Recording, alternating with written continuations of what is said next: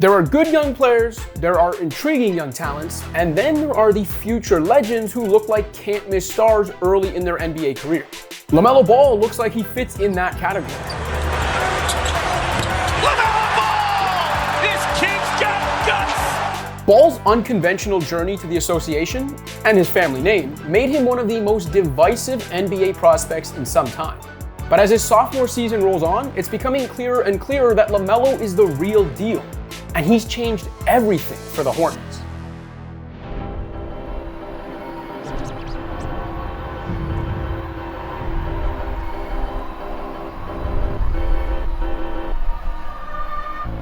The last time we did an unfiltered episode on LaMelo, it was before the 2020 draft, when the youngest Ball brother was in the running to become the top pick.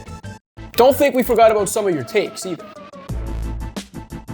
At the time, given how polarizing his path to the draft was, I said he was the type of prospect who would either get someone fired for passing on him or for taking him.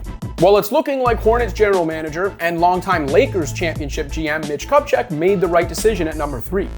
The GM who selected number 1 in that draft is already out of a job. Alright, maybe that had nothing to do with LaMelo. Anyway, what we also said in that pre-draft episode was that whether Ball can be a franchise-changing star or not might come down to whether his shooting efficiency ever catches up to his shooting confidence. So far, so good. Up by 3. LaMelo! Again! Oh, what a wonderful second quarter for the locals! LaMelo's been a 36% three-point shooter on more than 5 long-range attempts per game as an NBAer. Through the first couple weeks of the 2021-2022 season, he was shooting better than 41% from deep on more than 7 attempts per game.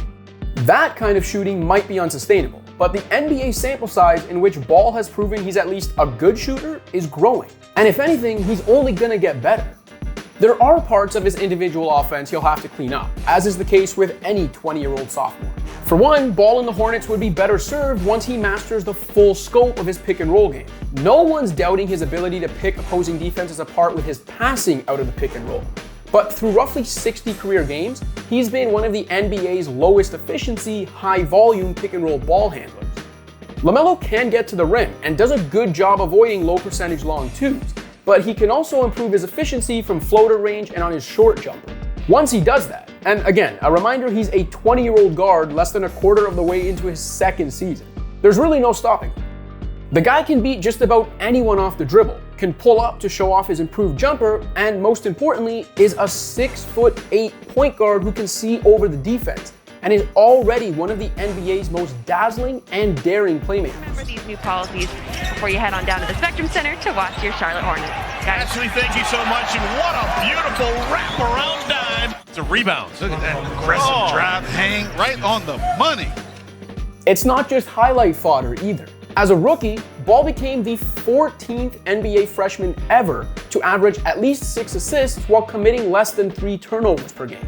And he was the first rookie since Dame to do that while also being at least an average three-point shooter. As his individual offense continues to improve, LaMelo and the Hornets will only further be able to leverage the power of his special playmaking talents. On the other side of the ball, LaMelo's defensive effort has been far better in the NBA than it was in his other pro stops or as a highlight-seeking youngster. Now don't get me wrong, there are still too many nights where his defensive effort wanes and he looks as disinterested on that end of the court as his loudest pre-draft doubters predicted he would be. But he's long enough and he's shown enough on the defensive end so far to convince me at least that as the games and the spotlight get bigger, he'll dig down and get the job done on both ends. And given how good LaMelo has already teased he can be, those bigger games and brighter lights are coming for Charlotte. His upside is truly the stuff of superstars, the type who can help turn an entire franchise around. The Hornets probably aren't as good as they looked through the first couple weeks of the season, but October was a preview of the potential that lies within. Miles Bridges looks like one of the NBA's most improved players, after he was already quietly one of last year's most improved. PJ Washington's a versatile forward who very much looks like a potential two-way glue guy of the future. Jalen McDaniels is starting to show some offensive pop to complement his defensive upside. 2021 picks James Bouknight, Kai Jones, and JT Thor, plus 2020 second rounder Vernon Carey Jr. all need time to develop, but Charlotte has time. All those players I just mentioned are 23 and under, and are all still on their rookie scale contracts. In the meantime, vets like Gordon Hayward, Ish Smith, and even Mason Plumlee will help keep the Hornets somewhat competitive.